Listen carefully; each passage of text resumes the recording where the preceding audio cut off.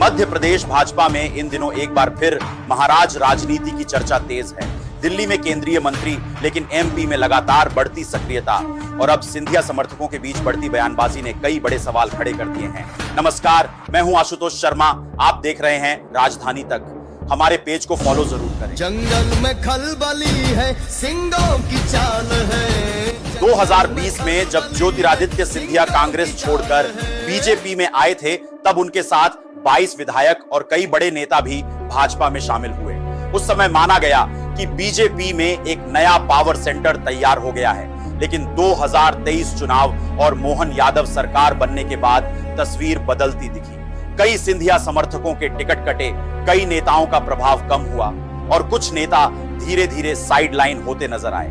अब बीजेपी के अंदर भी यह चर्चा होने लगी है कि क्या सिंधिया कैंप पहले जैसा ताकतवर नहीं रहा, क्योंकि जिन नेताओं को कभी महाराज के सबसे खास माना जाता था, उनमें से कई आज पहले जैसे प्रभाव में नहीं दिख रहे। इमरती देवी चुनाव हार गई और अब उनकी राजनीतिक सक्रियता पहले जैसी नहीं दिखती।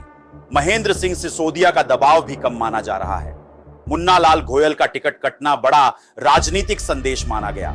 ओपीएस भदौरिया और कई अन्य नेता भी अब सीमित प्रभाव में नजर आते हैं। यानी जो नेता 2020 में गेम चेंजर माने जा रहे थे, उनमें से कई का राजनीतिक वजूद अब पहले जैसा मजबूत नहीं दिख रहा। लेकिन कहानी का दूसरा पक्ष भी है।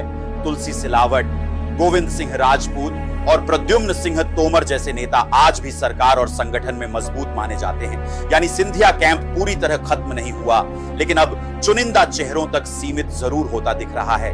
हाल ही में ग्वालियर चंबल में पोस्टर वॉर और बयानबाजी ने यह संकेत भी दिया कि अंदर खाने शक्ति प्रदर्शन अभी जारी है। दिलचस्प बात यह भी है कि बीजेपी अब सिंधिया के विरोधियों को भी सत्ता में जगह दे रही है कि पी यादव और रामनिवास रावत जैसे नेताओं को महत्व मिलने के बाद यह संदेश गया कि पार्टी सिर्फ सिंधिया कैंप पर निर्भर नहीं रहना चाहती। यानी सवाल अब और बड़ा हो गया है, क्या बीजेपी 2028 से पहले ग्वालियर चंबल में नया पावर बैलेंस बना रही है? क्या सिंधिया कैंप को सीमित किया जा रहा है या फिर अंदर खाने सिंधिया की ताकत पहले से ज्यादा बढ़ रही है? सबसे बड़ा सवाल यही है, क्या बीजेपी अब सिंधिया कैंप को सीमित कर रही है? क्या 2028 से पहले एमपी बीजेपी में नया पावर बैलेंस तैयार हो रहा है या फिर सही समय आने पर सिंधिया कैंप फिर बड़ा शक्ति प्रदर्शन करेगा? अब सबसे बड़ा सवाल आपसे, क्या आज भी मध्य प्रदेश बीजेपी में महाराज सबसे बड़ा पावर सेंटर है?